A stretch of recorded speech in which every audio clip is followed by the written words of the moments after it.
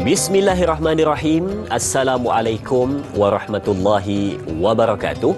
Alhamdulillahirabbil alamin wassalatu wassalamu ala asyrafil anbiya wal mursalin wa ala alihi wa sahbihi ajmain. Allahumma salli ala sayyidina Muhammad. Allahumma salli ala sayyidina Muhammad. Allahumma salli ala sayyidina Muhammad wa ala ali sayyidina Muhammad wa ba'du. Alhamdulillah. Pertama dan selamanya, mari sama-sama kita panjatkan rasa syukur pada Allah Subhanahu wa taala kerana pagi yang berbahagia ini kita dipertemukan, dibangkitkan, dibangunkan untuk sama-sama mengerjakan ketaatan kepada Allah Subhanahu wa taala, dan dapat sama-sama lagi kita duduk di hadapan kaca TV menyaksikan Tanyalah Ustaz, biar tahu jangan keliru, seperti biasa membawakan topik-topik perbincangan kepada anda semua untuk dikupas satu persatu dengan selanjut mungkin untuk sama-sama kita bawakan kepada anda penerangan yang terperinci menjawab kemusykilan. Baik, sidang penonton, Murtadah Dakwah Center, sebuah pusat komuniti Islam ulung yang dinamik mengimarahkan fungsi masjid 24 jam sebagai aset ekosistemnya. Memecah stereotip, Masjid Murtadah Dakwah Center mendominasi trend dengan mewujudkan hub gaya hidup sunnah dilengkapi stadium e-sukan, taman permainan kanak-kanak dalam masjid, kapsul hotel dan juga rumah kucing. Bakal menyinar sebagai mercu tanda Kedah Darul Aman 2023. Murtadah Dakwah Center, di sini kecintaan Islami bermula. Ayo sama-sama kita gamatkan pada hari ini dengan perbincangan dan sebentar tadi kita war-warkan kepada anda tentang Murtadah Dakwah Center. Baik, seperti biasa sidang penonton yang ingin bertanyakan soalan ataupun berkongsi sesuatu dengan topik perbincangan kita pada hari ini dan ajukan soalan kepada bintang ilmuwan yang kita bawakan khas kepada penonton-penonton semua, boleh pergi ke dua saluran kita seperti biasa. Untuk buat panggilan boleh pergi ke 1-800-881677, dan mungkin pada pagi ini ada sahabat-sahabat kita yang tidak berkesempatan melihat di kaca TV di rumah, boleh melihat di mana anda berada menggunakan peranti anda di Facebook rasmi kita, Tanyalah Ustaz TV3. Di situ juga boleh bertanyakan soalan di ruangan komen dan boleh tulis di situ soalan anda, pastikan sesuai dengan topik perbincangan kita, mudah difahami dan menggunakan laras bahasa yang betul. Topik perbincangan pada hari ini, tadi platform untuk bertanyakan soalan kita sudah war-warkan, tapi topik perbincangan seram sebenarnya saya nak sebut kerana ia adalah satu topik yang mana bila diceritakan kepada kita dan juga diwar-warkan kepada jiwa kita, ada sesuatu yang akan menggetar di dalam hati, iaitu berkenaan dengan bersubahat dengan syaitan. Bagaimana kupasan dan perbincangan sebentar lagi kita akan bersama dengan bintang ilmuwan. Hari ini kita akan bersama dengan Al-Fadil Ustaz Muhammad Yaakob Yusra, tidak asing lagi untuk medan dakwah di Malaysia. Assalamualaikum dan selamat datang ke Tanyalah Ustaz. Wassalamualaikum warahmatullahi wabarakatuh. Allahu akbar. Baik, Ustaz, jadi mungkin di awal ni kan ada orang yang biasa dia sebut, dia kata kalau sebut tentang bersahabat ataupun bersubahat ni, dia kata biasanya dengan manusia, dengan yang nampak di depan mata, tapi kalau sebut tentang bersubahat dengan syaitan ni Ustaz, macam mana? Dan mungkin juga Ustaz boleh kongsikan di awal ini ke mana hala tuju perbincangan kita Ustaz. Bismillahirrahmanirrahim. Assalamualaikum warahmatullahi taala wabarakatuh. Alhamdulillah yang saya hormati sahabat saya dan tuan-tuan muslimin muslimat rahmati Allah SWT, syukur pada Allah mengizinkan pertemuan pada pagi ini. Satu tajuk yang sangat baik untuk kita sama-sama bincangkan. Mutaakhir ni kita ingat, Da'i Azrin kita ingatkan makin canggihnya zaman, maka semakin hilang benda-benda yang merapu-merapu ni, kan, karut-marut ni. Tetapi hakikat yang sepatutnya kita telan, semakin canggih zaman maka semakin canggih juga dari segi peraliran R&D ataupun revolusi yang berlaku dalam soal sihir, santau, segala mak nenek benda ni. Maka di sinilah yang perlu kita tuntaskan perbincangan pada pagi ini agar kebimbangan kita apabila orang yang terlibat dalam perbuatan syirik ini, yang Nabi sebut dalam hadis, Nabi kata ala unabbiukum bi akbaril kabairi salasan, 3 dosa yang Allah tak akan ampun sampai bila-bila. Kalau buat benda ni pakai tak ada harapan dah kalau tidak bertaubat dalam keadaan sebelum mati. Nabi kata apa? Yang pertama, isyraku billah, dosa mensyirikkan diri kepada Allah Subhanahu wa taala. Maka perbuatan apabila bersahabat atau bersuhbah ataupun terikat dengan sihir, jin, iblis ataupun syaitan ini, maka satu perbuatan yang dilarang keras oleh Nabi SAW. Malah baginda Nabi SAW sendiri, Dr. Azrin, disebut di dalam riwayat daripada Aisyah radhiyallahu anha, Nabi pernah disihir, Nabi pernah dibuat satu bentuk perkara yang membuatkan Nabi menanggung kesakitan yang agak panjang daripada perbuatan Labid bin A'sam daripada Bani Zurai yang menyihir Nabi SAW. Jadi kita akan cerita tentang bagaimana perjalanan Nabi sendiri pun diuji, apatah lagi kita yang cak-cak ayam ni, kita yang rakyat biasa ini, orang yang biasa ini, sudah pastilah lebih banyak dah betul ujian. Dan kita juga reflect kepada beriman dengan satu ayat daripada surah Al-Baqarah ayat yang ketiga. Ini Allah kata apa? Beriman dengan alam ghaib itu adalah satu hakikat, yakni imannya seorang manusia itu. Maka ada orang kadang-kadang tak Azri tak percaya, dia kata benda ni mana ada yang sembang ni. Orang kata yang sembang kari, yang sembang gajah terbang ni sebab tak diuji. Betul. Tapi kalau diuji, macam semalam saya ada jumpa dengan seorang doktor. Dia datang ke tempat saya, dia kata betul, dia kata Ustaz, dulu dari segi kaedah perubatan ni menolak. Tapi hari ni sebahagian besar doktor dan termasuk dalam silibus pendidikan mereka kena belajar, mereka kena go through daripada perubatan contemporary atau perubatan Islam, agar sekurang-kurangnya kalau tak mau terima pun kena belajar untuk tahu dan faham sekurang-kurangnya. Jadi start to respect each other lah, mudah-mudahan. Dan kalau kita tengok dari segi reflect kepada soalan ditanyakan tadi berkaitan macam mana orang yang bersahabat, apa maksud orang bersahabat dengan jin, maka kita reflect pada satu ayat yang Allah sebut dalam Al-Quran, surah yang memang namanya surah jin. So kalau tak percaya kat jin lagi, memang tuan-tuan lah jin pun kan, sebab Allah dah sebut satu surah tu namanya surah jin. Pada ayat yang kena Allah kata apa mafhumnya, dan bahawa sesungguhnya adalah amat salah perbuatan beberapa orang daripada kalangan manusia, yakni mereka menjaga dan melindungi dirinya dan meminta pertolongan. Ini mereka bersuhbah ataupun berhajat kepada sesuatu, minta tolong. Setelah meletakkan kebergantungan mereka selain daripada Allah Subhanahu Wa Taala. Maka ni yang menjadi terma syirik tadi. Daripada ketua-ketua golongan jin, kerana dengan permintaan itu disebut dengan mereka menjadikan golongan jin bertambah sombong dan jahat. Dia jadi jin ni, dia jadi syok lebih, dia jadi karan sikit. Sebab apa? Sebab bila manusia minta tolong dekat dia. Sedangkan Allah sebut dalam suratul Baqarah, muka surat yang kena Allah kata wa iz qala rabbuka lil malaikati inni ja'ilu fil ardi khalifah. Allah iktiraf manusia sebagai khalifah, tiba-tiba kita pula pergi minta tolong jin, membuatkan jin ni akan semakin sombong dan rasa angkuh dia dengan Allah Subhanahu Wa Taala.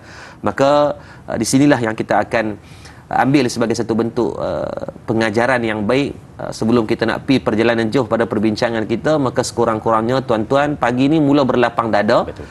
Agar walaupun tuan-tuan ada yang rasa tak percaya pun, belajar dari segi iman kita untuk menerima bahawasanya pembuktian alam ghaib itu wujud.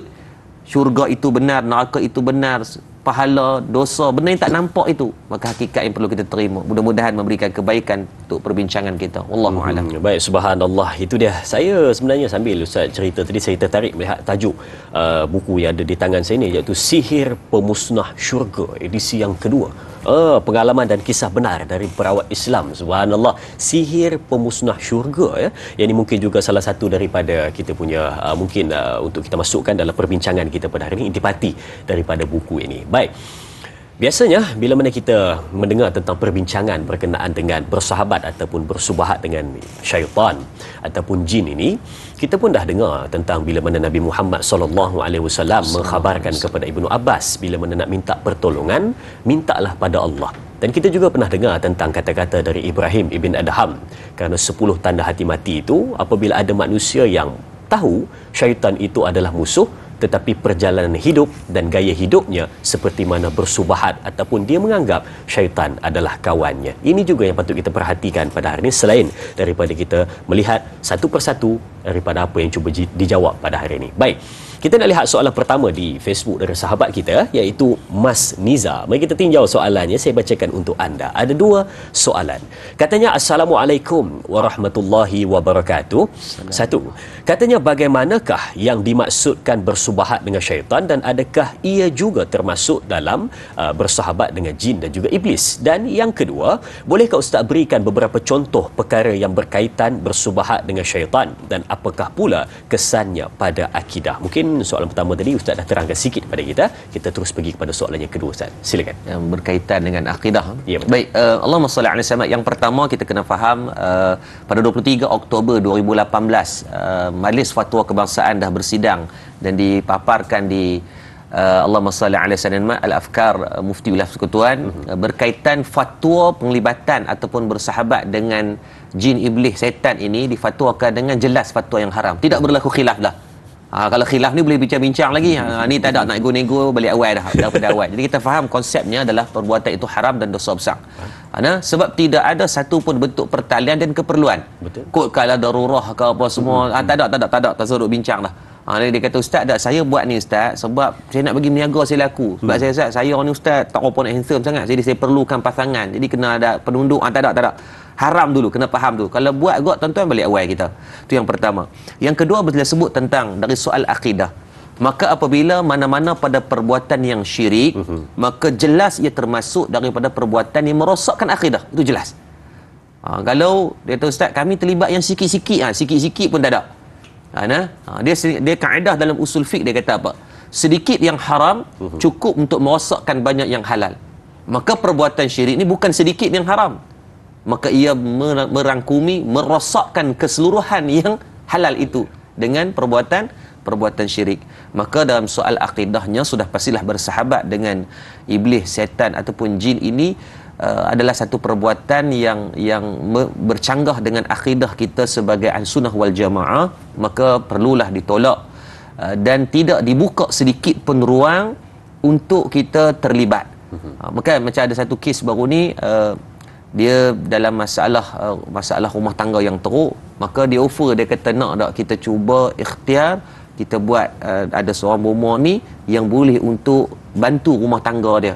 Maka bila sebut dengan istilah bomoh itu, jelas ia akan menggunakan jalan-jalan yang mungkin batil, yang akan mungkin rumah tangga itu diselamatkan hanya dalam segi zahir, tapi dari segi rohaniannya akan rosak disebabkan terlibat daripada mungkin sihir penunduk, ayat pengasih dan sebagainya. Maka di sinilah yang perlu kita cuma dan Azrin, dalam bab ni janganlah pada semua benda kita tala kepada jin iblis. Macam ada satu kes yang dia mai jumpa, dia kata, Ustaz kedai perniagaan saya ni teruk Ustaz. Sebab apa orang sihir? Kata-kata macam mana boleh tahu kata sihir? Dia kata perniaga saya tak laku. Maka kena reflect balik ni, kita semua tuduh jin dia kata, "Weh, akhir zaman aku pun kena tuduh juga." Semua tala kat aku mempuih, dia kata. Maka janganlah macam tu. Maka letakkan batas bahawasanya kalau mungkin kita berniaga, mungkin servis kita macam mana, masakan kita masakan ni rasa tak sedap kan, servis sampai 4 hari orang tunggu tak sampai makanan. Maka reflect dari segi muhasabah itu perlu untuk kita letakkan juga. Jangan ada letakkan atau semua benda kita akan letakkan kepada kesalahan. Benda ni nak point the finger tu orang lain kan. Bukan benda ni adalah bukan satu perbuatan yang baik. Jadi dari segi akidah jelas ianya adalah khosak dan perbuatan itulah haram dari melalui fatwa kebangsaan sendiri yang bersidang pada tahun 2016 dan 2011 pun sama, 2004 pun sama. Maka tak pernah lagi berlaku dalam bab khilaf dalam soal perbuatan syirik ataupun bersahabat, bersuhbah dengan iblis, setan, jin ini. Baik, itu dia. Dan kalau tadi kita cerita berkenaan dengan kalau bagaimana dia ni bersubahat dengan jin dan juga syaitan untuk kepentingan ataupun ada kepentingan dalam dirinya ataupun untuk merosakkan orang lain. Bagaimana pula kalau untuk saja-saja, hanya sekadar hiburan, itu pula bagaimana? Sebentar lagi kita akan kongsikan kepada penonton-penonton. Berehat seketika, kembali selepas ini bersama Tanyalah Ustaz, biar tahu jangan keliru.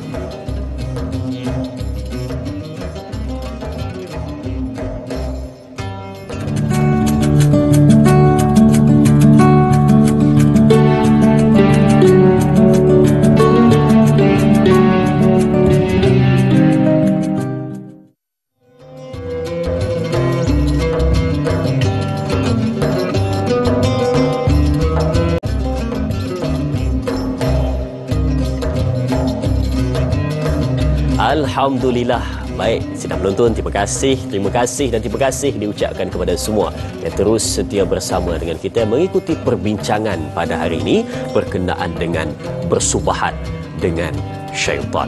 Seram bukan dengan tajuknya kan? Bila masa pula kita berkawan dengan syaitan, bila masa pula kita dekat hubungan kita dengan syaitan ataupun jin, tetapi dalam masa yang sama tidak sedar, kebanyakan di antara kita pada hari ini sudah pun berada di zaman moden, tetapi masih lagi berada dalam kejumutan fikiran apabila mana masih lagi terjebak dengan sihir dan juga salah guna di dalam ilmu dalam kehidupan. Baik, kalau tadi saya ada sebut berkenaan dengan bagaimana pula kalau ada mereka yang hanya sekadar suka-suka untuk hiburan, tetapi dia tetap mendapatkan pertolongan daripada jin ataupun juga iblis untuk minta pertolongan. Contohnya macam ahli silap mata, okay? Kalau yang biasa-biasa tu okeylah, yang menggunakan trik tu lainlah, tapi yang memang meminta pertolongan daripada jin itu, Ustaz, itu adakah termasuk dalam kategori yang syirik kita bincangkan pada hari ini ataupun tidak, Ustaz? Silakan. Okay, baik, terima kasih kepada sahabat saya dan Azrin. Subhanallah, bila sebut tentang ahli silap mata, David Copperfield lah, segala mak nenek benda pelik-pelik ni, dia kena faham ada dua kategori. Yang pertama memang dia menggunakan kesilapan pada mata untuk dia trick.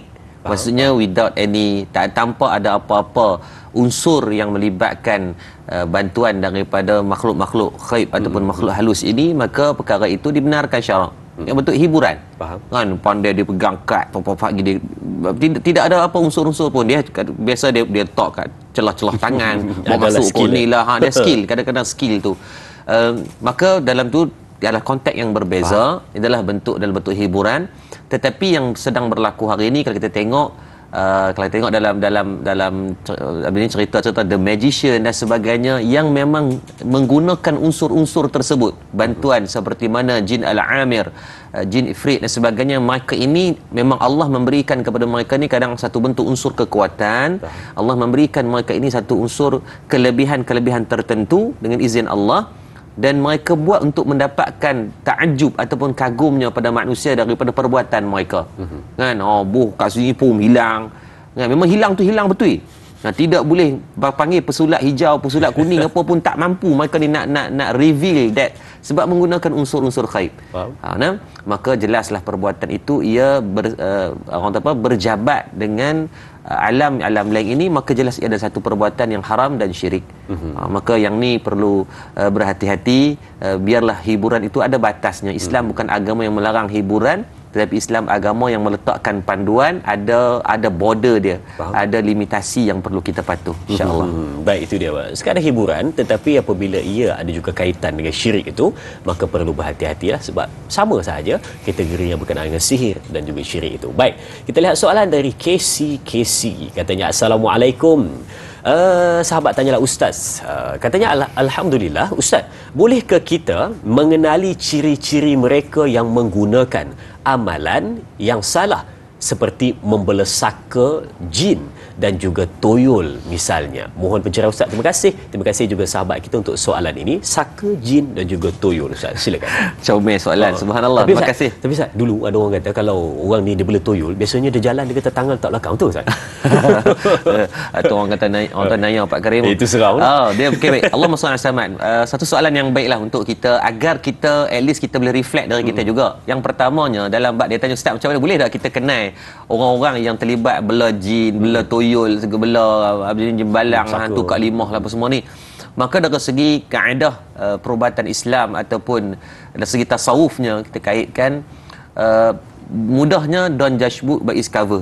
Jangan pernah kita nak reflect ni bela jin ni, bela hantu raya ni, ni nampak segok sangat ni dia pakai susuk ni, ni nampak badan kuat sangat ni, dia ada bela hantu raya ni. Maka jangan. Kata guru saya, Syekh Nazrul, saya pesan apa? Dia kata apabila benda yang kita tidak tahu, maka jangan buat palatau. Sebab kalau bila kita buat palatau ni, dua kemungkinan. Kalau betul, itu kebetulan. Kita abang ada ni bela toyol, dia bela sungguh, betul mungkin kebetulan je. Tapi kalau salah, maka termasuk dalam buhtan ataupun kita menuduh ataupun fitnah orang dengan perbuatan yang dia tak buat. Apatah lagi kita menuduh orang buat benda yang terlibat dengan perbuatan syirik. Lagi balik awal, duk sembang kat kedai kopi, dia kata aku rasalah Pak Long tu nampak jalan tok tangan kat belakang, padahal dia ni tangan tok belakang sebab ada masalah saraf kan, kawan duk tampung berat badan, mungkin ada slip disc. Suka hati dia je naya kawan tu. Maka bahasa mudahnya, jangan pernah kita nak rot ataupun kita nak menghukum orang. Sebab ingat, perjanjian iblis ni di hadapan Allah Subhanahu Wa Taala sendiri dalam Al-Quran, dia minta yang pertama agar dipanjangkan hayat dia. Yang ni berbeza. Jin tidak diberikan tempoh tersebut ataupun extend dari segi kematian. Tapi iblis dan setan ni memang Allah memberikan green light untuk mereka ni sampai kiamat, untuk mereka menipu, menyesatkan dan bohong manusia. Jadi dan Azrin bayangkanlah portfolio yang dia pegang exco dalam bab bohong ni pada jin-jin iblis ni, dia pegang daripada zaman Nabi Adam AS sampai kiamat. Kalau dia tunjuk portfolio resume dia tu tebal mana, saya tak tahu. Dia tipu habis dah. Dia tipu ustaz, dia tipu ustazah, dia tipu engineer, dia tipu doktor, dia tipu penganggur. Itu baru resume, belum laporan harian. Laporan harian, laporan bulanan. Jadi nak abang kata apa? Memang dia ni menipu orang je kerja dia. Maka sebab tu berhati-hati. Arwah Datuk Arundin pesan apa? Dari segi etika dalam kita merawat ataupun kita nak dirawat, jangan pernah kita bagi tahu pada siapa yang pembuat ataupun jangan ambil tahu siapa yang buat kat kita. Sebab benda tu mungkin betul ataupun mungkin salah. Sebab jin ni kadang-kadang kita merawat dia lagi, dia kata, oh jiran belah kanan tu buat. Kita terus mezon, oh jiran aku rancang, oh dia buat kat aku no. Dia akan main. Padahal jiran tu tak pernah buat apa pun. Dia kata adik-beradik hak sulung sekali tu, dia kita, oh alung buat macam ni no. Maka benda tu yang akan memecah belahkan. Maka objektif dia tercapai. Pergi berubat tu bagus dah. Tapi mempercayai keseluruhan daripada konteks percakapan itu, maka akan mendatangkan pada mudarat. Maka sebab tu kita pergi berubat, ikhtiar untuk sembuh, bukan untuk kita membalas. Aisyah pernah ketika Nabi pernah kena sihir, dan ketika Nabi minta pada Sayyidina Ali, Sayyidina Zubair dan juga Ammar bin Yasir untuk pergi buang barang sihir tu, maka ditanya kenapa tak dipulangkan.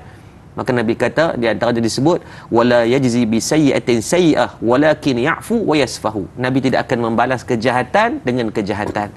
Keambillah iktibar. Maka tak usah duk rajinlah, duk tengok orang tangan tok belakang belah tuyul, tangan tok depan belah hantu polong, dengan tangan tok atas belah hantu apa pula. Tak payahlah, sebab bimbang ya satu judgement yang salah, dan takut kita diambang pada perbuatan-perbuatan tidak baik, zon kepada orang lain. Betul. Dan Ustaz pun lama berkecimpung dalam bidang rawatan macam ini ataupun perubatan macam ini. Jadi saya nak tanyalah ataupun betul-betul nak tahu, toyol tu ada lagi ke zaman sekarang? Dia secara dalam kaedah Partai Islam maka memang wujudlah. Dari segi toyol ni pula dia ada jenis bangsa-bangsa dan jenis-jenis dia. Ada toyol yang memang jenis curi saja.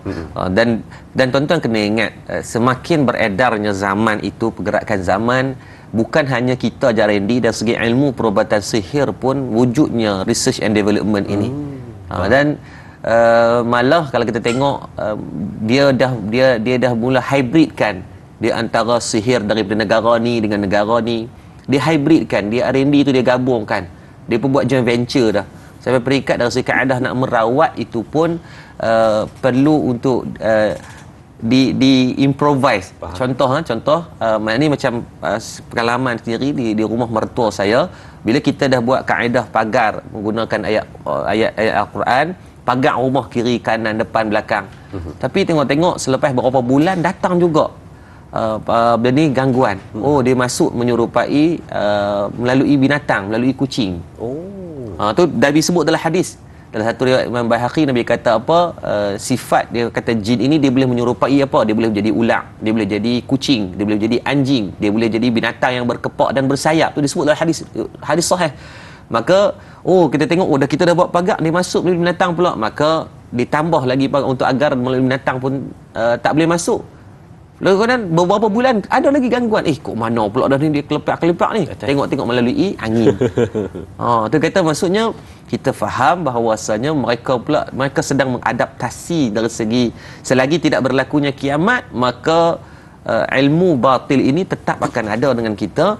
Cuma macam mana nak melawan adalah kita improvise dirilah. Kita tengok tadi waktu segmen bila kita rehat tadi, tuan-tuan jangan ngangor saja.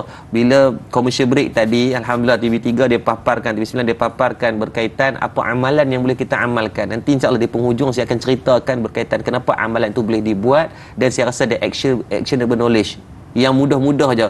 Kalau bagi tuan-tuan kena amalkan sehari baca sekali surah Al-Baqarah, meninggal kita tuan-tuan. 200 ayat lebih. Bahkan tak mampu kita. Tapi tadi ayat yang simple-simple 3 qul, kalau tak boleh juga tuan-tuan, Allah sadaqallahul azim lah. Mudah-mudahan menjadi satu panduan yang baik kepada kita semua. Baik, terima kasih Ustaz untuk jawapan dan pencerahan itu.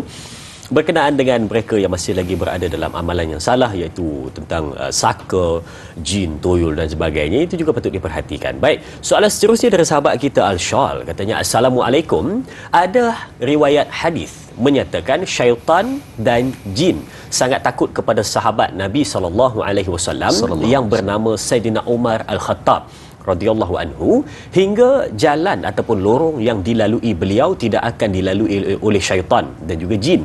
Bahkan jika beliau masuk ke masjid, di pintu hadapan, jin dan syaitan akan masuk ikut pintu belakang. Boleh Ustaz kongsikan apakah amalan yang beliau amalkan hingga ia ditakuti oleh syaitan dan juga jin? Terima kasih Ustaz, terima kasih kepada sahabat kita, dan terima kasih untuk soalan ini. Jadi saya serahkan kepada Al-Fadhil Ustaz, silakan. Baik, terima kasih kepada sahabat saya yang azizin, subhanallah, soalan yang baik daripada orang yang baik. Mudah-mudahan Allah memberkati yang bertanya, dan mudah-mudahan pada kita semualah. Yang saya menjawab bukanlah bererti yang paling baik, tapi mudah kita ambil kebaikan bersama. Baik, bila sebut tentang hadis berkaitan Sayyidina Umar Al-Khattab, ada satu hadis dari Imam Tirmizi, dan ada beberapa hadis saya tengok dalam dari riwayat, ada beberapa hadis berkaitan Sayyidina Umar sahaja dalam bab iblis, jin ataupun setan ni ada perasaan yang gerun kepada Sayyidina Umar Al-Khattab. Ada satu hadis riwayat Imam Tirmizi, Nabi kata, wahai Ibnu Al-Khattab, yang Sayyidina Umar, Nabi panggil kepada Sayyidina Umar, dia kata, demi Allah yang jiwaku berada dalam genggamannya, ini pada genggaman Allah Subhanahu wa taala, sesungguhnya tidak ada menemuimu sedang berjalan di suatu jalan kecuali dia mencari jalan yang lain. Sebab apa? Tak mau bertemu dengan kamu wahai Sayyidina Umar Al-Khattab. Sungguh aku melihat setan daripada kalangan manusia dan bangsa jin lari daripada kamu Sayyidina Umar. Maka dalam hadis yang lain, kata Aisyah radhiyallahu anha, pernah satu hari Nabi dengan para sahabat ni pernah join satu majlis. Bila join satu majlis, subhanallah, masuk Sayyidina Abu Bakar, maka yang dalam majlis tersebut masih lagi mereka main rebana ataupun gendang lah, kita bahasa mudah, main gendang. Masuk Sayyidina Ali pun masih berterusan, masuk Sayyidina Osman pun masih berterusan. Tiba-tiba munculnya Sayyidina Umar Al-Khattab, terus berhenti. Nak bak kata takutnya mereka. Macam kita lah kadang-kadang bila kita duk buat perangai pelik-pelik, perangai huduh-huduh ni, kalau kat sekolah contohnya, masuk kalau mai cikgu biasa-biasa ni kita tak rasa takut sangat, mai cikgu disiplin, selerak lari. Maka itulah ataupun ketokohan ataupun karakter, karisma yang ada kepada Sayyidina Umar Al-Khattab. Maka bila reflect pada soalan apakah amalan beliau, para ulama membahaskan apa benda yang membuatkan jadi hadis ini ataupun disebut oleh Nabi SAW sampaikan syaitan iblis ni takut dengan Sayyidina Umar Al-Khattab. Yang pertama, kita semua tahu tahap ketegasan Sayyidina Umar di setara mana. Tegasnya Sayyidina Umar Al-Khattab ini sehingga kan, dan dia ni pula jenis backhand. Bukan kalau tuan-tuan rasa tuan-tuan dah gangster, dia ni 7 line. Tuan-tuan rasa 4-5 line tu gangster, dia 7 line lagi gangster lagi. Sehingga kan waktu mana, kalau kita tengok dari riwayat, waktu Sayyidina Abu Bakar, Sayyidina Abu Bakar declare masuk Islam, walhal Sayyidina Abu Bakar ni orang yang cukup dihormati di Mekah. Daripada keturunan yang sangat dihormati, dan orang kenal dia. Orang kata kabel kemas lah, kan? Tetap dia dipukul sehingga kan pitam dan hampir mati Sayyidina Abu Bakar. Berbeza berlaku kepada Sayyidina Umar. Sayyidina Umar ketika dia mengisytiharkan Islam, tak ada siapa berani buatkan dia, sebab orang tahu hak ni jangan cari pasal. Dengan Stongkol, Khabib, Nurmagomedov ke apa, semua balik awal dia ni. Semua kalau dia ada kena dengan dia. Maka begitulah dia kata, dia sebab tu dia sebut dengan wa'an jismihi fi ma ablahu, pada jasad dan tubuh badan Sayyidina Umar itu dari segi konteks imannya sangat kuat, termasuk dari segi fizikalnya juga yang sangat digeruni oleh musuh, termasuk daripada alam khaib. Subhanallah. Maka itu Ustaz, kami nak buat macam mana juga, tingkatkan iman segi akidah dan juga kekuatan dari segi fizikal. Kan ni iman comel dah, tapi lembek tengok, kan? orang musuh tengok pun tolak sikit pun dah rebah dah, balik awal lah. Kan? Maka mudah-mudahan memberikan kebaikan pada pengajaran Sayyidina Umar ini. Baik, itu dia. Memang kita biasa dengar berkenaan dengan hadis dan juga penceritaan tersebut, tapi hari ini Ustaz berikan kepada kita sebab kenapa ditakuti oleh jin dan juga syaitan, kerana ketokohan dan juga semangat yang ada hebatnya Sayyidina Umar Al-Khattab radhiyallahu anhu. Baik, kita berehat seketika, kembali selepas ini bersama Tanyalah Ustaz, biar tahu, jangan keliru, jangan ke mana-mana.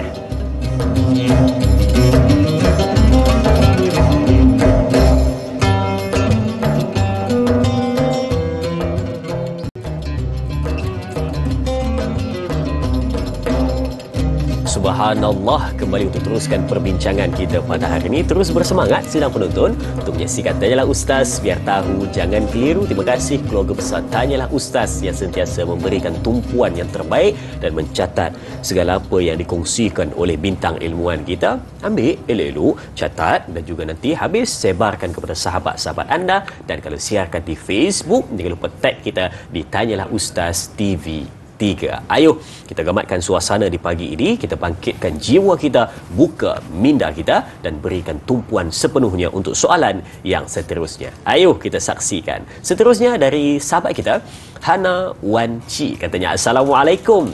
Ada dua soalan saya dapat di sini. Katanya yang pertama, apakah hubung kait bersubahat dengan syaitan apabila seseorang itu memelihara saka sehingga membawa kepada turun-temurun keturunan untuk tujuan tertentu, dan apakah hukumnya, Ustaz? Soalan yang kedua, bagaimanakah yang dikatakan membazir itu di antara bersubahat dengan syaitan dan juga amalan syaitan? Sebab orang katakan membazir itu kawan, saudara ataupun saudara syaitan katanya. Jadi terima kasih untuk dua soalan ini. Saya serahkan kepada Al-Fadhil Ustaz, silakan. Okey, baik. Situ ada sebenarnya ada 3 soalan. Dia tanya tentang hukum, dia tanya tentang bacaan memelihara saka kan. Okey, yang pertama kita jawab tentang hukum daripada awal tadi, sebab kita tidak membuka ruang itu adalah kurang khilaf. Jadi jelas ialah perbuatan yang haram. Cuma okey, kenapa ada cuma? Sebab kebiasaan bila sebut tentang saka, bila sebut tentang benda-benda yang melibatkan damping badan, sarak badan ini dalam konteks mungkin tahun 60-an, 70-an, 80-an, ketika itu syiar belum sepenuhnya sampai dalam bentuk kefahaman orang kita, orang zaman tu, Tok Wan kita dan sebagainya.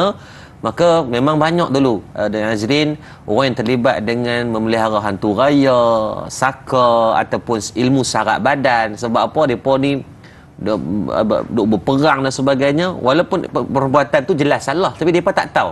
Maka dalam kaedah Islam disebut dengan raf'ul qalam, tidak tercatat sebab syiar tak sampai. Tapi bila dah mereka tahu, wajib kena putuskan hubungan tersebut dengan segera. Tak boleh tangguh-tangguh. Dia kata tak apalah, nanti nak mati buang. Tak boleh. Jangan buat leceh Pak Long oi. Sebab 3 bulan yang lepas, yang ni kisah benar, satu kes di hospital Taiping, alhamdulillah dengan keizinan daripada pihak, dan memang polisi di hospital mereka membenarkan untuk perawat datang dengan syarat perawat itu telah pun disemak, dan di antara dibenarkanlah untuk doktor benarkan masuk. Sebab pak cik ni secara adatnya almarhum ni dia dah 2 minggu makan tak boleh, minum pun tak masuk. Ayak yang dimasukkan akan keluar balik. Kalau adatnya dia dah tak ada. Jadi wire masuk tu pun tak, kan biasanya dia cucuk macam tu, dia akan ayak tu masuk dan sebagainya, tak masuk juga. Sampai doktor minta keluarga panggillah orang untuk datang berubat. Bila panggil, saya dengan sahabat-sahabat saya pergi. Dan bila kita tengok keadaan tu, badan dah mula berbau, dan nampaklah keadaan tu dah mula dari segi fizikalnya, secara adatnya bukanlah orang yang dah hidup lagi. Jadi bila diruqyah dan sebagainya, selesailah, dibuang. Sebab itu adalah ilmu sarak badan. Dan ayah dia memang kalau kita tengok ni, orang tu orang yang baik, semayangnya tak tinggal, tapi dia sebab zaman dia berjabat dengan makhluk ini adalah zaman yang dia raful khalam, dia tidak faham tentang benda itulah perbuatan yang salah. Dan tanya dia, dengan soalan daripada Hana Wan Cik tadi, dia kata bab memelihara ni boleh untuk dipasing-pasing adik-beradik ke? Baik tuan-tuan, ramai yang mungkin salah faham, dia ingat kata saka ini mesti pergi ke anak sulung lah, anak bongsu lah, anak perempuan, anak lelaki. Tak, dia mengikut daripada perjanjian di antara yang buat perjanjian dengan jin tersebut. Malah ada je saka yang dia tak perlu izin pun dia boleh pergi macam tu saja. Ada yang kita jumpa kes melalui urutan, pergi mengurut, tak ada kena-mengena adik-beradik pun dia boleh transfer macam tu saja. Ada seorang bidan di Sarawak, kawan ni pergi ikut suami dia askar aja di sana, dia pergi mengurut lepas bersalin dan dipasing macam tu je. Dia pun tak, bidan tu kali pertama jumpa ni kata hantu raya punya bidan kan, dia buat sampai peringkat macam tu. Maka cuma dalam bab ni, dalam bab melihara dan hukumnya jelas ialah haram. Terlibatlah maklum-maklum kan. Orang dulu-dulu mungkinlah kata bukan boleh benar kepada mereka, tapi zaman tu depa nak pugang kampung, nak pergi urus 20-30 kelong bendang, maka mereka berjabat dengan benda ni. Jelas salah, tetap tak boleh buat. Dan pada soalan yang ketiga tu, bagaimana pula dikatakan membazir di antara bersubahat dengan syaitan? Baik tuan-tuan, mungkin ramai yang tak tahu, ada satu bangsa jin, bangsa jin yang namanya disebut dengan jin Zalanbur ataupun jin Zabnabur. Jin ni ada banyak, ada disebut dengan jin Ifrit, jin Al-Arwah, jin Asyaitan, Allahumma salli, jin Ad-Dathim, bangsa Ad-Dathim, jin Qanzab. Dia banyak, dia ni pemegang portfolio yang berbeza-beza. Tapi dalam bab boros ataupun yang jenis jenis suka membazir duit ni, ni 12 nak main ni, hampa hati-hati, takut ada DNA sikit-sikit tu, duk ikut panggil sikit-sikit, dia hanya duk ganggu kita. Namanya disebut dengan Zabnabur ini, yang memang tugas portfolio dia secara jelas dan zahir disebutkan oleh para ulama adalah dalam bab bagi tuan-tuan membazir. Tengok segala mak nenek benda, dia tengok pinggan mangkuk nak beli, dia tengok cawan nak beli, padahal pinggan mangkuk di rumah tu bersusun 4 lori dah kan. 4 lori makan kat luar juga, order Grab food kan. Tapi dia jadi bukan salah pada membeli, minat tu tidak salah, tapi jangan sampai pada peringkat pembaziran. Ni dia punya beli dengan puluk dakap daripada atas ni sampai ke lengan, bukan pakai pun kan. Maka berhati-hati di situ kan. Memang ada bangsa jin yang memang tugasnya, jadi kita tengok tahap 12 ni tahap mana kita punya keimanan tu. Shopping tak salah, tapi jangan sampai peringkat bawa kepada pembaziran, kerana bimbang-bimbang adanya unsur gangguan daripada takut sebati dengan kita, bawa kepada pembaziran. Dalam keadaan hari ini, inflasi hari ini, belajarlah berjimat walaupun kita mampu.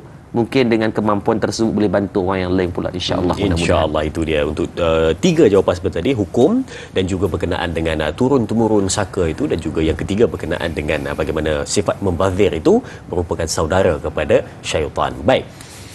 Mungkin hari ini perbincangan kita faham apabila dia ni ada pendamping, berjabat, bersubahat dengan jin ataupun iblis. Tapi bagaimana pula kalau Ustaz, keadaan orang yang dia ni bukan berdamping tapi dia ada satu fahaman. Fahaman dia adalah mungkin yang macam kalau orang meninggal mesti tutup cermin, takut ada roh jahat datang, ataupun dia berfahaman, dia kata ini kalau nak hujan ni, kalau baling baju atas bumbung ataupun nampak burung gagak nak keluar rumah ni tak boleh ni. Yang dahsyat tu Ustaz, kalau nak pergi mana-mana nampak biawak melintas patah balik, dia kata tak boleh. Ada malapetaka akan berlaku, dia kata. Jadi kalau orang macam ni pula Ustaz, bagaimana keadaan dia? Adakah termasuk dalam kategori ini ataupun hanya fahaman semata-mata? Baik, dia ada 2 kategori. Yang pertama mitos semata-mata. Mitos contoh macam tadi sahabat saya Dinda saya tanya berkaitan nak keluar pergi Kenuri, tengok ada bewok lintas. Patah balik. Bewok melintas tengah jalan. Kefahaman dia kata apa? Ni kalau aku gagah pergi kat segi akan kena musibah, bala bencana, accident, mati dan sebagainya. Kesian, takkan bewok. Bewok ni dia bukan ada lalu lintas. Kau ada jenyantas kat dia, senang dia nak lintas, dia tuju. Setiap kali aku lintas orang accident, tanyalah dia. Maka ada benda yang melibatkan orang tua dulu, dia berkata apa? Sapu sampah jangan daripada belakang ke depan. Mesti depan ke belakang. Tu semua tidak ada dalil dari segi ni, tapi orang tua ni dia ajak kita ilmu adab. Sapu sampah tak kenapa daripada belakang, jangan sampai ke depan, sebab tak mau kalau ada tetamu mai tak dia tengok harus sapu sampah macam tak mau terima tetamu. Faham. Kan? Contohnya ada satu, dia kata contoh orang tua dia cukup marah kita keluar waktu maghrib. Orang Kedah panggil melewak kan. Waktu maghrib dia kalut nak pergi pasar malam lah, dia nak pergi benda buat apa pelik-pelik. Kenapa larangan tersebut tuan-tuan? Itu ada hadis Nabi. Cuma mungkin orang tua dulu dia tidak hubung kaitkan dia dengan apa yang disebut oleh Nabi. Nabi kata di antara waktu yang sangat jin iblis setan ni aktif adalah waktu maghrib. Sebab tu biasa kalau tengok dalam Azrin gangguan-gangguan histeria apa semua ni waktu maghrib tu dia mai berdesing telinga, jadi panas, dia jadi tak selesa. Kalau orang yang ada gangguan ni biasa waktu maghrib tu lah waktu yang sangat sel-sel otak tu bersambung untuk diganggu. Dia punya peak hour. Peak hour dia. Sebab dari segi tuan-tuan kena faham. Alam kita siang ni sekarang kita pukul 7.30 pagi, maka sana 7.30 malam. Malam depa nak balik rumah, relax-relax, depa tak apa nak kacau orang sangat dah. Tapi waktu mana depa aktif, kita dah pukul satgi 7.30. Dak tu depa hit huri tu. Macam kita lah 7.30 atas jalan raya sibuk. Sibuk. Maka waktu orang tua-tua tak bagi waktu maghrib. Baik, pada soalan tadi pula dia ni reflect pada soalan yang sahabat dan Linda saya tanya. Berkaitan kepercayaan, apatah lagi kepada azimat, kepada tangkai lah segala makna. Kadang-kadang kita tengok ada orang buat tangkai, bila tanya kenapa pakai tangkai tu, tak mau anak kencing malam. Kan? Ada tangkai sebab apa? Tak mau bagi anak demam, tak mau bagi sekian-sekian sebagainya, maka tu jelas bercanggah dengan akidah. Kalau yang mana tak tahu, yang pagi ni dah tahu, alhamdulillah. Dengan sebab tuan-tuan nonton tanya ustaz pada pagi ni, maka buanglah. Kan? Bab kencing malam ni tuan-tuan, hak kencing malam tu tak apa yang kita takut kencing orang ni. Kan? Tak ada azimat boleh pakai tuan-tuan. Maka bila sabit soalan tadi, sebenarnya fatwa pernah diwartakan pada tahun 2011. Pada 2011 difatwakan, tuan-tuan boleh buka dalam Jakim Ifatwa, berkaitan kepercayaan kepada azimat, kepada apa-apa yang melibatkan tangkai, yang tahyul dan sebagainya, maka ia jelas perbuatan itu haram dan wajib bertaubat. Maksudnya kalaulah kita pernah terlibat, tengok-tengok kat laki kita pakai tangkai-tangkai tertentu sebab nak menundukkan laki kita, suami kita, ataupun nak bagi isteri kita dengar cakap. Isteri dia tinggal jenis gangster kan, kalau bercakap di beta kan, jangan kata kalau berdebat tu jangan kata menang, seri pun tak pernah buat dapat kan. Maka dia buat apa? Dia pergi jumpa Tok Bomo, dapatkan satu tangkai untuk menundukkan isteri. Maka jelas dalam fatwa dalam fatwa kebangsaan perbincang pada tahun 2011, ia adalah perbuatan yang haram dan berdosa besar, wajib bertaubat. Tuan-tuan ingat, bertaubat ni bukan benda yang hina, tetapi memuliakan kita di sisi Allah Subhanahu Wa Taala.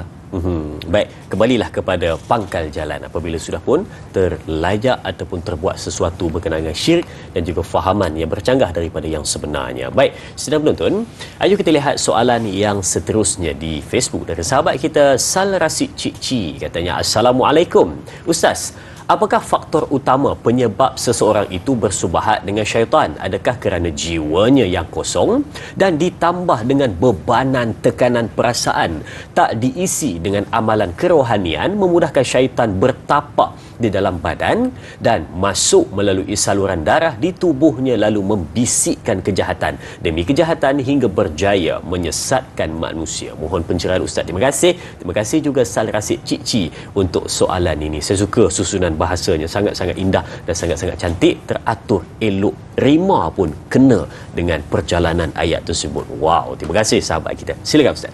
Okey, baik. Apakah faktor utama yang membuatkan orang terlibat, dia bersuhbah? Sebab mana ada orang beranak-beranak terus nak berkawan dengan syaitan iblis. Beranak-beranak ni Nabi kata dah kullu mauludun ala fitrah, lahir dalam keadaan manusia ini dalam keadaan fitrah, dalam keadaan baik, yang comel. Lahir terus kawan dengan jin. Amal lebah kan? Amal lebah kan? Allahumma salli ala Muhammad. Apakah faktor utama yang disebutkan dalam kitab tasawuf? Apa benda yang menjadikan seorang manusia itu dia mula hilang pertimbangan? Maka ada digariskan ada beberapa benda. Pagi ni kita ambil 4 yang dominan lah, yang menjadi asbab kepada penglibatan seorang itu dengan perbuatan-perbuatan sihir, santau dan sebagainya. Yang pertama adalah perbuatan hasad. Yang ni faktor yang duk jadi pecah belah apa semua ni, Nabi sebut wattahasud hatta yakuna al-bakhil. Nabi kata kepada sahabat, Nabi kata sayusibu ummati daul umami, umat aku nanti akan tertimpa dengan penyakit umat-umat terdahulu.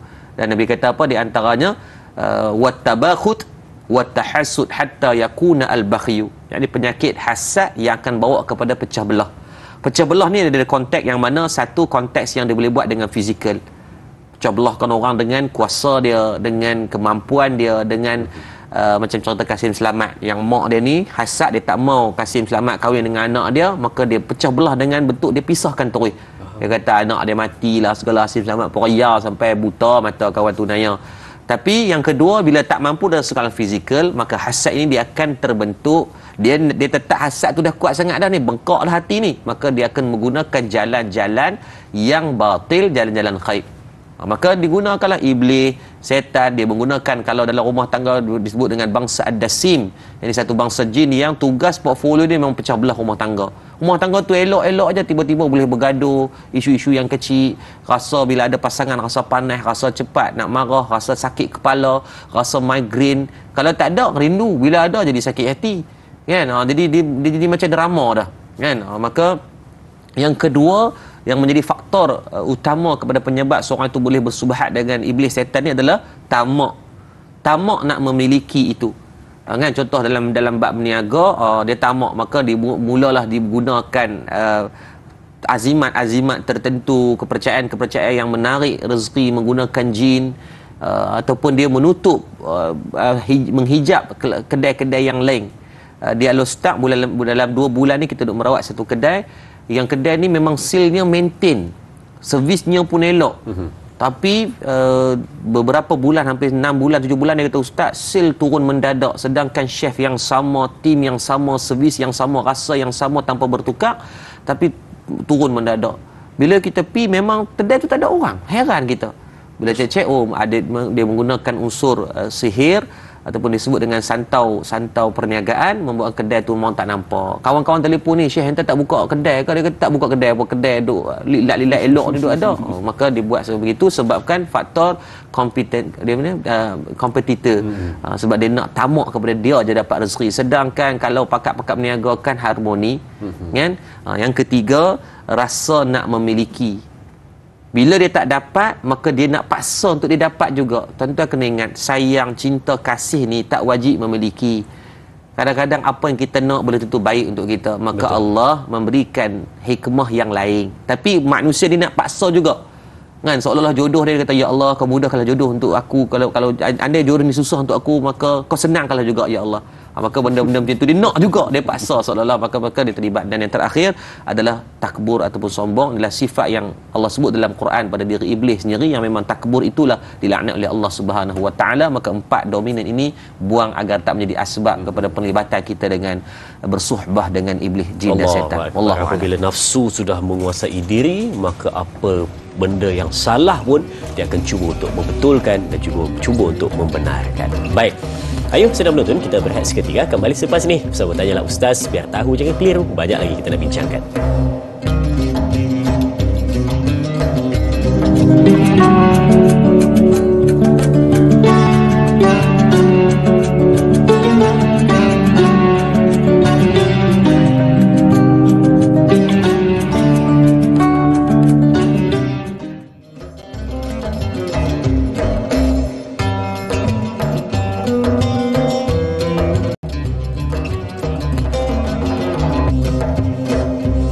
Baik, kita teruskan kembali perbincangan kita. Terima kasih untuk semua penonton yang terus setia bersama dengan kita.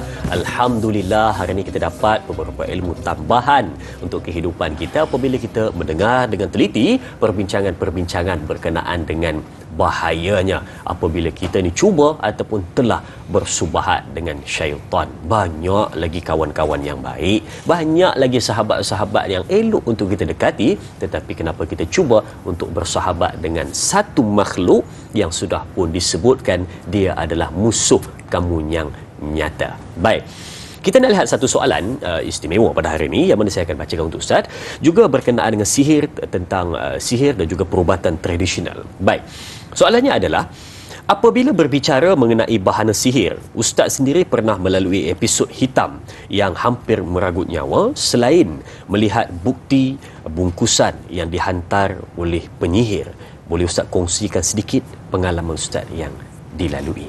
Baik, terima kasih pada Dinda saya dan Azrin dan rakan-rakan penonton yang masih setia. Saya doakan moga Allah bagi keberkatan pada tuan-tuan, permulaan hari yang baik dengan waktu yang baik ini. Bila sebut tentang pengalaman, maka Allahumma salli ala Muhammad, Allah memberikan satu bentuk ujian. Yang pertama, dulu zaman arwah mak meninggal pun melalui jalan kena sihir. Kemudian arwah abang Ustaz Murtada juga terlibat dalam bidang perubatan Islam. Ustaz Murtada, abang saya, dan saya sendiri pun diuji dengan dalam sihir ni agak lama, sampai peringkat berbulan-bulan tak boleh nak tidur dengan melalui jalan dengan kemalangan. dan kemalangan tersebut membuatkan saya patah dua kaki, tangan patah dan kepala. Dia kata ustaz ni awak parut kat kepala ni gangster 10 line kata dulu. Tak ada tuan-tuan. Dia adalah kesan daripada kemalangan.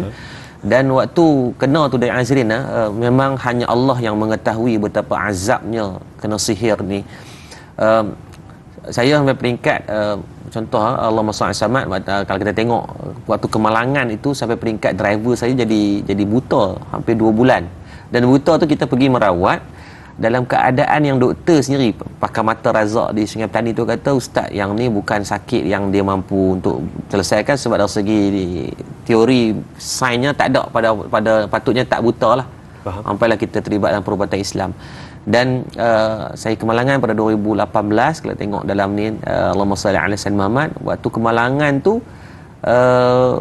memang dalam keadaan yang berbulan-bulan menanggung sakit tu. Sakit tu sebab apa? Setiap malam kaki rasa terbakar dari Azrin. Rasa macam kena siap-siap sampai tak boleh nak tidur. Waktu tu berat badan ni turun rindu pula zaman kurus tu kan.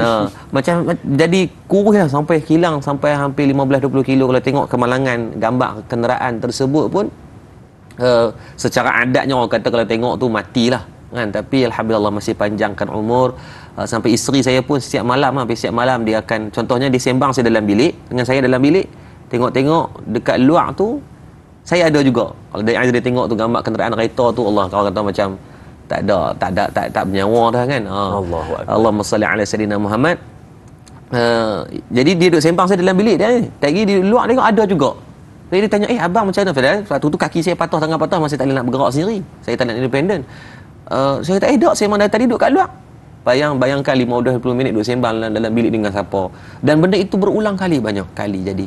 Jadi bila sebut tentang ujian atas diri ni, sebab itulah saya menulis buku berkaitan cara nak merawat sihir ini tanpa jual. Buku yang saya tulis tak jual pun, memang kita nak bagi kepada orang ramai. Dan kalau yang saya tengok macam ni, sebab saya tak nak orang melalui benda yang sama. Betapa sakitnya, betapa pedihnya ujian itu yang Allah bagi. Hanya Allah yang mengetahui. Mudah-mudahan Allah gantilah sebagai, kalau saya mungkin amalan saya kurang, moga Allah ganti kebaikan pahala dengan asbab ujian sihir ataupun santau yang dihantar ini. Saya demi Allah tidak ada niat untuk nak balas balik pun, tak ada terlintas pun. Moga Allah bagi kebaikan dan taufik hidayah lah pada yang membuat. Subhanallah. Dan yang dipaparkan itu juga adalah buku yang saya pegang pada ketika ini, itu Sihir Pemusnah Syurga, pengalaman dan kisah benar dari perawat Islam. Subhanallah, ini dia buku dia Ustaz. Jadi dalam ni memang banyak pengalaman dan juga satu tips ataupun cara untuk kita boleh amalkan. Dan yang kedua Ustaz, mungkin boleh kita kesinambungan pada soalan tadi, iaitu Ustaz, kalau kita tengok pihak Madat sendiri banyak buat inisiatif untuk menjaga kebajikan untuk ummah. Jadi mungkin boleh Ustaz terangkan juga sedikit secara ringkas berkenaan dengan macam mana cara jika mereka di luar sana ingin turut serta dalam berinfak di Midat ni Ustaz. Silakan. Okey, baik. Untuk Madat ni Murtada Dakwah Center, Allahumma salli samad, kita bukan semata-mata kita adalah satu pusat dakwah yang merangkumi dalamnya ada Mahat Tafiz. Alhamdulillah kemarin adalah graduasi pelajar kita, 37 orang pelajar kita dah selesai khatam hafalan 30 juz Al-Quran.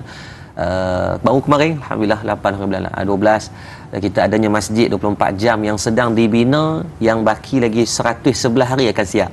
Tak lama dah. Ramadan by 23 Mac akan dirasmikan. Dalam 4 bulan lebih kurang? Ya, lebih kurang lagi lebih kurang 111 hari lah untuk kita bertemu dengan Ramadan. Kita ada rumah kucing, kita ada pusat rawatan yang kita bina khas untuk bantu orang yang kena gangguan sihir, santau, yang tanpa kita cah apa-apa bayaran. Saya kata kadang-kadang orang diuji ni dah lah diuji, lepas tu pergi pula pusat rawatan dia cah harga pula dah, harga macam harga tak relax ni, boleh pergi umrah balik haji balik hari kan. Maka waktu kita wujudkan satu pusat rawatan yang tidak kita kenakan apa-apa bayaran untuk bantu orang semaksimum mungkin. Maka sudah pasti saya nak menggerakkan semua ni. Untuk saya seorang tak mampu, dan Azrin jual buah pinggang pun saya tak mampu kan. Apatah lagi masjid, kita tengok dalam gambar ni yang mencecah kos lebih kurang 7 juta lebih. 7 juta lebih yang akan beroperasi 24 jam. Dalam masjid ada hotel, ada playground kanak-kanak yang akan dimanfaatkan sebaik mungkin lagi 111 hari insya-Allah. Jadi kita dah memang on track. Cuma sekarang satu benda adalah berkaitan kewangan lah. Ada baki sekitar lagi 1.8 juta yang perlu kita clearkan pada pihak kontraktor dan tempoh 100 hari ni. Jadi saya yakin insya-Allah rakan-rakan yang menonton Tanyalah Ustaz pada pagi ini jomlah sama-sama kita buat berkat hari Jumaat ni. Kan Sayyidul Ayyam, kan berderma itulah yang paling afdal. Kita jalankan kempen derma wakaf buat mak ayah. 1,000 kita letak, tapi tak wajib 1,000 tu ustaz. Kami nak beli 1,000 baru beli peluk dekat minggu lepas ni ustaz. Duit tak ada ni ustaz.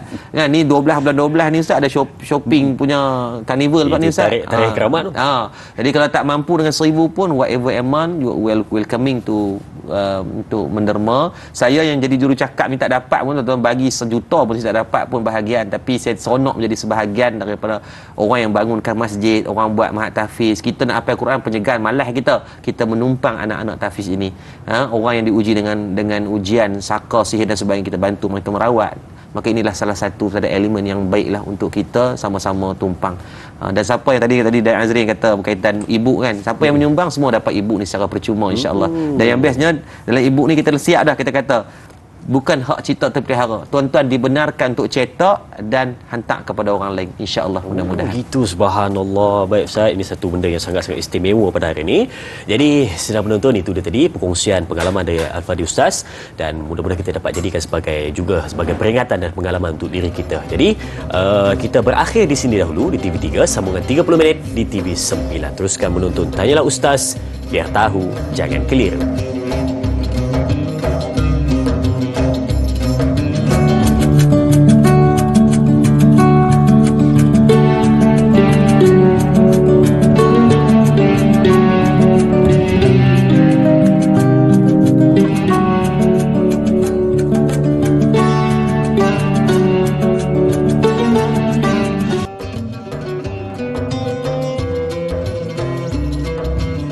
Alhamdulillah kembali bertemu untuk teruskan perbincangan kita pada pagi ini di Tanyalah Ustaz, biar tahu jangan keliru. Baik, banyak kita dapat sesuatu pada hari ini berkenaan dengan jin, menangkis, hasutan, dan juga apa yang datang, nak mengenal pasti, dan juga apakah sebab-sebab datangnya satu sifat ataupun kehendak untuk berdamping dengan jin ataupun syaitan juga iblis. Ini hati-hati. Ini adalah satu perkara yang sangat-sangat berat dalam dosa itu, dan diletakkan syirik itu adalah yang pertama sekali di dalam dosa-dosa besar. Baik. Tadi Ustaz juga ada sebut berkenaan dengan syarat badan, kan? Nak jadi ambil pendamping untuk kuatkan jiwa. Jadi ada soalan juga berkaitan dengan perkara tersebut yang kita nak petik daripada soalan Pak Suli Romli di Facebook Tanyalah Ustaz. Katanya, Assalamualaikum. Soalan saya, adakah benar orang yang bersubahat dengan syaitan mempunyai kekuatan luar biasa dengan adanya bantuan syaitan itu? Mohon pencerahan Ustaz. Terima kasih. Terima kasih juga Pak Suli untuk soalan ini. Dia ada kekuatan luar biasa, Ustaz. Betul ke? Silakan. Baik, yang pertama Nabi SAW sebut dalam satu hadis riwayat Imam Baihaqi. Nabi kata yang disebutkan dengan ciri-ciri yang ada kepada jin ini adalah yang pertama, di antaranya mereka ini ada yang boleh terbang, ada yang jenis boleh terbang. Ada yang ada sayap. Ada yang dia ini boleh menyerupai ataupun jin al-amir ini dia boleh menyerupai manusia. Dia boleh jadi, kalau kita tengok dia tengah-tengah bawa kereta, tengok jumpa sundar bolong pergi jalan, bawa anak kan, dia jenis mengusik orang ni. Jadi sifat-sifat mereka itu dengan ada yang kepelbagaian. Dan ini dikuatkan juga dengan kisah berkaitan Nabi Sulaiman AS. Bila sebut ni kita kena faham dulu, kata sebut kekuatan ni, bolehkah dapat kekuatan ni? Yang pertama, bangsa jin ini sebahagiannya Allah memberikan mereka ini ada kekuatan yang luar biasa. Berdasarkan dalil ketika mana Nabi Sulaiman AS nak memindahkan istana Ratu Balqis kan, daripada negeri Sabak ataupun Yaman lah, kita kata sekarang Yaman, ke Baitul Maqdis. Jarak dia tu bukan dekat. Cerita dia bukan daripada Damansara TV3 ni balik ke Puchong kan. Ni cerita dia jarak ni hampir 1,000 kilometer. Ni cerita dia JDT Kedah ni kan. Maka nak pindah kalau pakai kren, tuan-tuan balik awal tu, nak pindah istana ni bukan istana ni istana cerita Piramli atas pokok tu dah. Ni cerita istana yang betul-betul istana. Maka nak dipindahkan, Nabi Sulaiman AS mohon bantuan dan dengan izin Allah, jin yang memindahkan dengan hanya sekelip mata. Maksudnya habaq kuat sungguh dengan izin Allah. Allah bagi kekuatan kepada yang kata bangsa jin. Dan dalam dari segi kaedah pengkajian dalam perubatan Islam, di antara jin yang Allah bagi kekuatan ini bukan pada semua jin, ada bangsa-bangsa jin dia. Yang geng-geng panglima ni adalah di antaranya kalau merawat, kalau jumpa daripada bangsa jin ifrit, biasanya dia gangster sikit. Dia ni yang 7 line punya geng lah. Dia memang dia akan lawan tu kadang-kadang sampai peringkat you die or I die. Ada hang mati aku mati. Dia suka mencabar untuk jin ifrit. Yang kedua namanya jin al-arwah. Jin al-arwah ni dia memang dia akan Allah bagi kekuatan yang luar biasa kepada dia. Dia yang suka merasuk manusia sampai peringkat kadang-kadang kita pegang 3-4 orang. Ni Dak Nazri ni nampak comel-comel kecil-kecil kan, tapi kalau kena biasanya kekuatan dia luar biasa. Kekuatan tu kalau lawan ni McGregor pun balik awal dia. Kan Stone Cold pun kena, Undertaker pun balik awal. Anak abang kata kekuatan tu Allah bagi. Maka reflect kepada soalan, adakah boleh benar orang yang bersama syaitan ni berikan kekuatan? Jawapannya mungkin ya dan mungkin tidak. Dengan izin Allah maka itu boleh berlaku, dan mungkin juga tidak. Cuma kebiasaannya pada ilmu syarat badan ni biasa kita jumpa benarlah. Ada yang memang kalau panggil pesulap merah pun memang cucuk tu tak celuh. Tak celuh pula, tak lut. Tak tembus. Kan kalau secara sifat asal pisau tu dia pasti akan melukakan. Betul. Tapi bila terlibat dengan unsur-unsur jin, sihir dan sebagainya, jadi macam ilmu kebal. Syarat badan ni ada yang kata tampak orang mati terus. Penumbuk berat. Penumbuk dia berat sekali kena. Dan saya pernah terlibat dululah tu, saya rasa 10-15 tahun yang lepas. Waktu zaman tu saya jenis minat Muay Thai berlawan-lawan kan. Dulu zaman cerita dulu sebelum patah kaki nak lawan pom tak arti dah. Dulu minat, sekarang ilmu dia dah ada ni. Jadi waktu tu kami punya team lah yang masuk naik atau lawan atas stage. Waktu tu dia kena tumbuk sekali je. Kena tumbuk sekali je. Terus dia rasa sakit tubuh badan sampai dia sendiri dia tak boleh nak tumbuk orang, tak boleh nak angkat kaki, tak boleh. Maka adanya unsur-unsur yang syarat badan tu pada pihak lawan. Bila kita scan, memang ada lah dia menggunakan unsur tu, dia tumbuk sekali. Padahal tumbuk tu bukanlah kena rusuk ke atau kena hotspot yang teruk. Tapi tumbukan itu dia ada batin yang masuk ataupun jalan-jalan batil yang membuatkan tubuh badan dia tak boleh gerak. Memang kena jadi pancing-pancing beg, dia tak boleh nak buat apa, jadi berat dia tak boleh nak buat apa dah. Maka sebab tu benda ini sudah pasti ada. Cuma siapa yang terlibat bertaubat pada Allah, sejauh mana pun tuan-tuan sesat, kembalilah. Better late than never.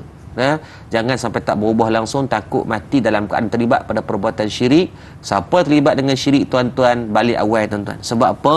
Selama-lamanya dihumban dalam neraka Allah Subhanahu wa taala berdasarkan dalil daripada hadis sahih Nabi sallallahu alaihi wasallam. Allahu akbar. Takut bila mana kita dengar ya. Dan satu tambahan daripada soalan saya sendiri, yang mana ini berkenaan dengan sihir dan juga menyihir orang lain ini.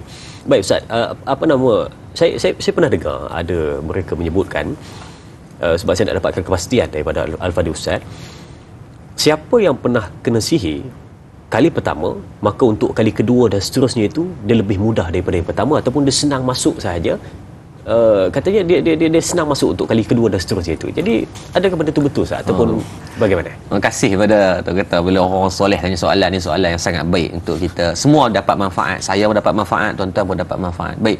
Kebiasaan orang yang dari segi ni adalah rutin yang kita biasa jumpa, orang yang biasa kena gangguan ataupun dah pernah kena gangguan ini, maka biasanya memang mudah untuk, sebab dah ada laluan.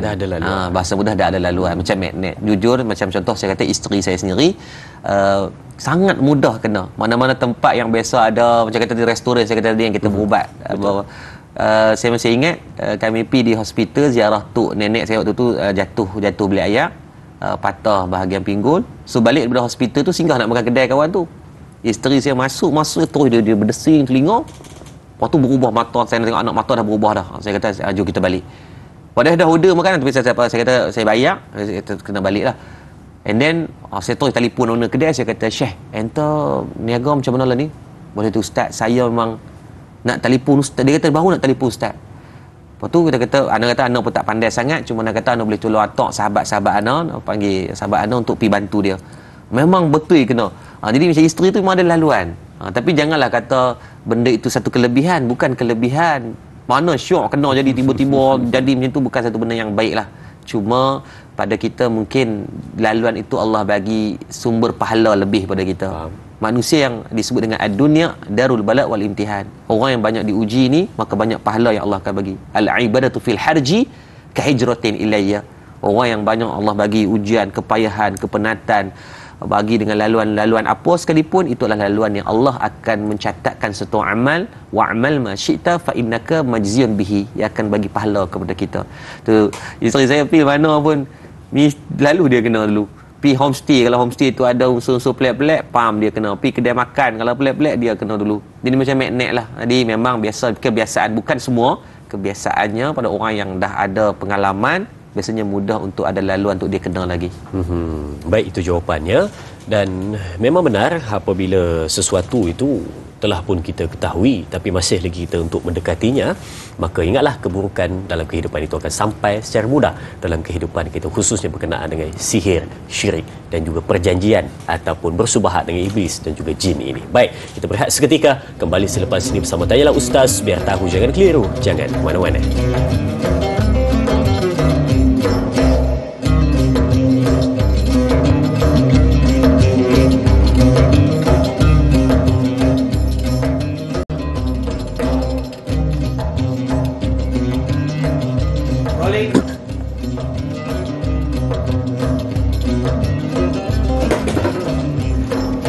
Baik, kembali bersama untuk teruskan perbincangan, dan saya meneliti buku yang ada di hadapan saya pada ketika ini yang mana melihat juga berkenaan dengan tanda-tanda, kesan-kesan dan juga alamat-alamat mereka yang mungkin terkena ataupun terkesan dengan sihir tersebut. Jadi sudah pastinya ianya satu pengalaman ataupun ilmu yang sangat berharga. Tapi kita nak minta juga Ustaz kongsi kepada penonton-penonton, kalaulah ada orang yang dia kata, ish, aku ni ada rasa badan lain macam ni, kena pergi berubat ni. Rasa badan ni macam terkena buatan ni, nak kena pergi ni. Jadi kita nak tahulah macam mana dia nak kenal pasti tanda-tanda itu ataupun alamat-alamat supaya dia tu tahu yang dia tu ada sedikit gangguan ataupun terkena, supaya dia pergi berubat. Mungkin daripada mimpi ke Ustaz, ataupun daripada keadaan fizikal dia ke, ataupun rasa daripada suhu badan, ataupun dan mungkin ada caranya Ustaz. Baik, bila sebut tentang tanda-tanda gangguan, macam mana nak trigger nak pergi berubat? Yang pertama, tuan-tuan jangan menolak untuk berikhtiar dengan kaedah moden ataupun kaedah tradisional. Moden ni pergi jumpa doktor. Janganlah menolak tu pula. Ni kita semua doktor tak percaya, hang juga betul, balik awal lah. Itu yang pertama. Dan kita kena faham Allah Subhanahu Wa Taala memberi tanda kasihnya Allah kepada kita ni, antara Allah memberikan dalam bentuk alamat-alamat. Biasanya tuan-tuan, orang-orang yang terlibat yang terlibat dengan saka. Saka ni maksudnya apa? Tuan-tuan tak tahu apa-apa, tapi mungkin perjanjian orang-orang terdahulu ataupun yang orang passing saka saya kata tadi, walaupun tak ada kena mengena, dia passing kat kita. Biasanya Allah akan datangkan dalam bentuk mimpi. Yang ini ditafsirkan oleh seorang ulama Ibn Sirin. Disebut dalam kitab tafsir mimpi, berkaitan macam mana daripada mimpi itu bukanlah kita taksub mimpi sekali terus jangan pergi hukum macam tu. Biasanya mimpi ni berulang kali. Apa mimpi-mimpi? Di antaranya kalau orang terlibat dengan saka ni, mimpi yang dikerap mimpi berdamping dengan diri ataupun orang-orang yang sakit.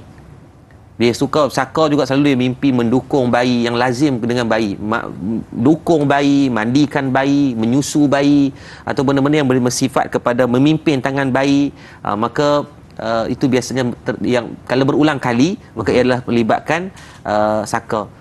Ataupun mimpi terima baju ataupun alat-alat cincin daripada arwah tertentu, alat pakaian, ayat melibatkan pakaian. Mimpi dia jatuh daripada tempat yang tinggi, mimpi duduklah rumah yang lama ataupun rumah yang usang.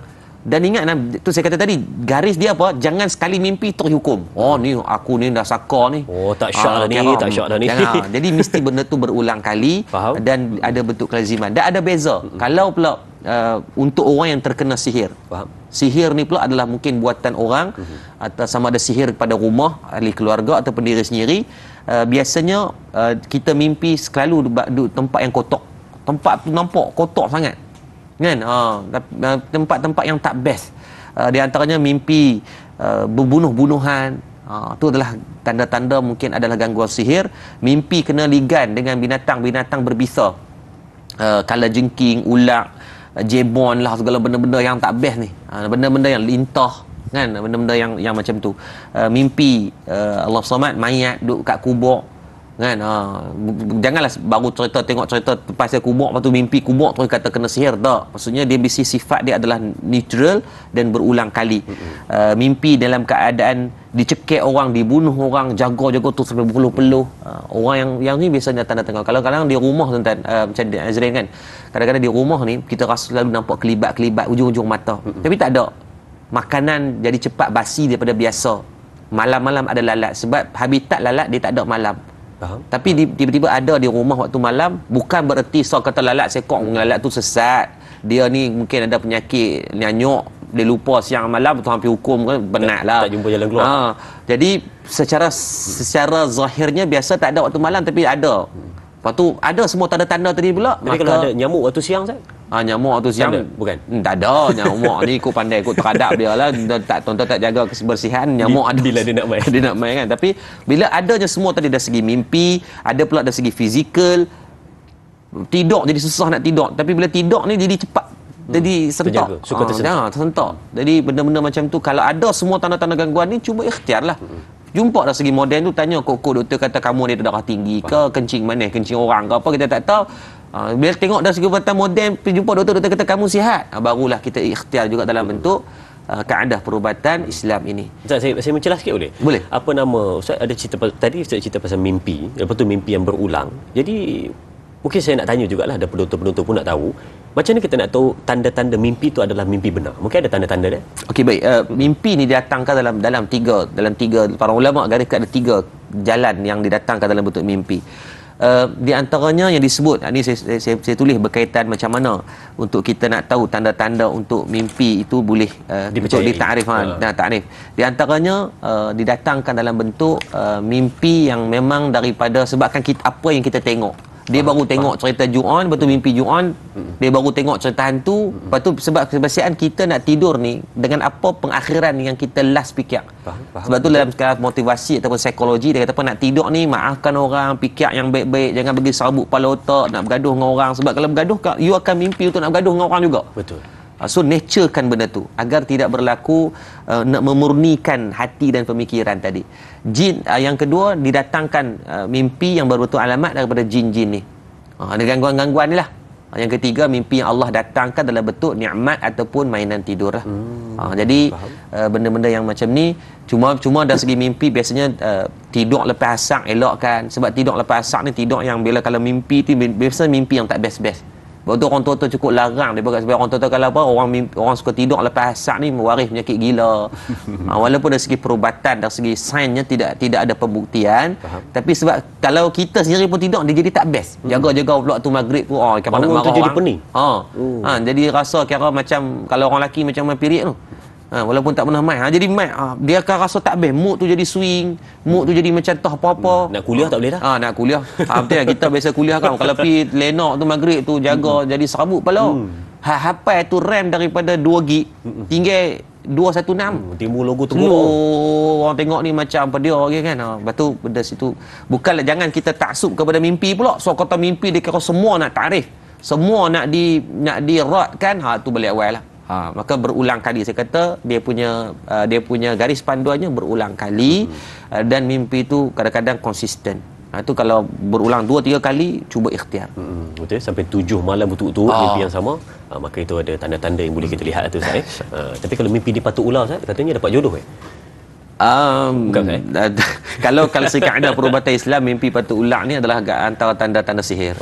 Gangguan. Tapi orang dulu dia saja nak bagi hati tu tak rasa takut, betul dia katanya jodoh kan. Mungkin ya, kita pun tidak menafikan sebab ilmu orang dulu ni mereka adalah tajribah, adalah ilmu yang berdasarkan experience. Makan garam dulu tu darah tinggi kerap tu kan. Ilmu yang disebut dengan tajribah. Jadi tidak kita katakan salah, kita berlapang dada. Mungkin dari segi pengamatan dan pengalaman hidup ni itulah banyak kebenaran. Hidup kira jodoh dia kelak cari jodoh dia, semua nak kahwin kena patut ulang dulu. Tak mungkin benar, kita tidak mampu menolaknya, kita berlapang dada lah, insya-Allah. Insya-Allah. Baik, itu jawapannya. Dan seterusnya dari sahabat kita Jura Azlin Sofian. Assalamualaikum. Soalan saya, Apakah bahana yang akan kita perolehi bila bersubahat dengan syaitan, dan adakah segala amalan kita tidak diterima selagi mana tidak bertaubat kepada Allah Subhanahu Wa Taala dengan sebenar-benar taubat? Mohon pencerahan Ustaz. Terima kasih. Terima kasih sahabat kita Jura Azlin Sufian. Bagaimana keadaan itu Ustaz? Taubat kepada Allah. Silakan. Baik, yang pertama, apabila kita bersahabat dengan iblis, syaitan, jin, sekali lagi saya pesan, adalah satu perbuatan yang haram, berdosa besar, dan adalah salah satu di antara cabang-cabang syirik yang jelas. Syirik kita belajar dalam kitab ni, dalam kitab fiqh, dalam kitab tasawuf, dia kata syirik ada syirik khafi, syirik yang jali, syirik yang tersembunyi, syirik yang jelas. Tapi terlibat dengan ni jelas. Maka terima kasih pada Jura Azlin Sufian yang bertanya. Moga panduan untuk kita lah, macam mana-mana yang masih terlibat dengan ni banyak dengan ada yang baru ni satu kes dengan menggunakan ilmu penunduk, menggunakan ilmu nasi kangkang, menggunakan ilmu dengan Allahumma salli ala sayyidina Muhammad, susuk untuk sentiasa nampak cantik. Kalau dah huduh tu huduh jugalah kan. Kalau dah gelap tu terimalah kegelapan. Tak apa tuan-tuan, saya gelap dan saya terima bahawa ni bukan gelap, ni tinted kan. Kenapa kita nak merubah satu benda yang di luar daripada batasan kemampuan? Belajar, sebab tu Allah ajar dalam Quran, la in syakartum la azidannakum. Kita bersyukur di atas nikmat Allah bagi. Nikmat Allah bagi ni berbeza-beza. Maka apabila orang yang bersubahat ni, maka dari segi amalan tak diterima, kerana ia dah membatalkan iman. Bila perkara yang membatalkan iman, maka apa-apa benda yang berlaku selepas iman terbatal, maka tidak dikira, terputus. Kalau batu kata ada dosa-dosa yang kita buat, Allah akan ampunkan kan. Kita mungkin makan benda yang haram, ataupun kita ni mungkin pernah berzina, kita mendedahkan aurat, kita buat lolak untuk benda-benda yang ada, benda yang dimaafkan, Allah akan maaf, Allah akan ampunkan. Dengan jalan nanti kena azab dan sebagainya, maka selagi mana adanya iman kan. Nabi kata, man akhiran la ilaha illallah dakhalal jannah. Barang siapa yang akhir kalam mati ada kalimah la ilallah, maksudnya apa? Ada iman dalam segi istilahnya. Betul. Maka pasti akan masuk ke dalam syurga. Tetapi apabila apa yang membatalkan iman? Perbuatan syirik. Yang Nabi kata, ala unabbiukum bi akbaril kabair salasan. Dosa yang Allah tak ampun sampai bila-bila, isyraku billah, mensyirikkan diri kepada Allah. Dan 7 benda Nabi kata hindarkan dalam kehidupan kamu. Yang pertama Nabi kata apa? Jangan mensyirikkan diri kepada Allah. Maka konsisten dalam Quran, dalam surah Luqman pun Allah kata jangan mensyirikkan kamu kepada Allah, diulang berpuluh kali dalam bab syirik ini. Maka diampunkan itu amalan, diterima apabila adanya iman. Tapi tak ada iman, tersudut sembang lah. Tersudut sembang lah. Memang tidak ada penerimaan kerana ia telah membatalkan iman. Justru nak buat apa? Siapa pun yang terlibat, minta ampun kepada Allah. Dan ada satu kes Azrin, 70 tahun dihidup dalam keadaan mensyirikkan diri kepada Allah, tapi sebelum dia meninggal, sebelum meninggal dia masuk Islam. Dia mengucap kalimah syahadah. Walaupun jenazah dia kita tak boleh urus dengan cara Islam sebab tak sempat dokumentation tu diselesaikan, tapi kita tahu dia dah bersyahadah dan mentauhidkan diri kepada Allah. Maka apa jua benda yang dia buat sebelum tu, maka dihazafkan, akan diampunkan oleh Allah. Lahir dalam keadaan seperti seorang bayi yang dilahirkan. Maka saya doakan juga mana-mana yang terlibat, mudah-mudahan Allah Subhanahu Wa Taala memberikan pengampunan, ruang kesempatan untuk kita bertaubat. Sebesar mana pun dosa yang kita lakukan, besar lagi pintu pengampunan Allah Subhanahu Wa Taala kepada kita. Mudah-mudahan Allah memberikan kebaikan kepada kita semua, insya-Allah. Alhamdulillah. Saya kira jawapan daripada soalan sahabat kita tadi sebagai penutup kesimpulan perbincangan kita, yang mana kita ambil intipati-intipati yang mana semuanya Ustaz berikan kepada kita tadi, semuanya adalah yang terbaik untuk kita amalkan dalam kehidupan kita, khususnya berkenaan dengan topik bersahabat dengan syaitan. Jadi Ustaz, minta Ustaz tutup dengan doa, silakan. Baik, jom kita sama-sama berdoa untuk mudah-mudahan pagi ini ada keberkatan, berkat sahabat saya Azrin, tuan-tuan orang yang baik ni, insya-Allah mungkin Allah ada daripada kita yang Allah ampunkan, Allah makbulkan. Mana-mana yang mungkin duduk dengan menerap, guling apa semua, kita bangun saat duduk dalam keadaan beradab, sebab adab berdoa ni kita duduk dalam keadaan paling baik. Kak-kak yang mungkin tak pakai apa di rumah kan, kelumbunglah saat macam tu kat limah tu, balut sikit atas kepala agar adab dalam berdoa, insya-Allah. A'udzubillahi minasyaitonirrajim. Bismillahirrahmanirrahim. Alhamdulillahirabbil alamin hamdan yuwafi ni'amahu wa yukafi'u mazidah.